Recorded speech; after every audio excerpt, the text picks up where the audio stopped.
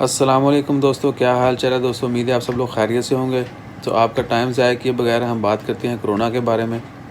آج عمان میں جو ہے پھر بہت زیادہ کیسز رپورٹ ہوئے ہیں، 576 کیسز، 576 کیسز جو ہیں وہ پازیٹیو رپورٹ ہوئے کرونا کے، اور اس طرح ٹوٹل تعداد جو ہو چکی ہے عمان میں اب تک کے کرونا کیسز کی وہ ہو چکی ہے 12,799، 12,799۔ آج دن ہے منگل کا، تاریخ ہے 2 جون 2020۔ آج کے دن 576 کیسز جو ہیں وہ عمان میں رپورٹ ہوئے ہیں کرونا کے، ٹوٹل تعداد جو ہے وہ ہو چکی ہے 12,799۔ تو ان 576 کیسز میں جو ہے وہ 209 جو ہیں وہ عمانی ہیں، لوکل سٹیزن ہیں، جبکہ 367 367 جو ہیں وہ ایکسپیرٹس ہیں، خارجی ہیں۔ عمانیوں کی تعداد 209 ہے، جبکہ خارجیوں کی تعداد 367 367 وہ ہے۔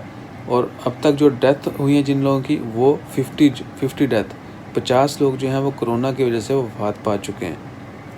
اور جو لوگ صحت یاب ہوئے ہیں ان کی تعداد جو ہے وہ ہے 2812۔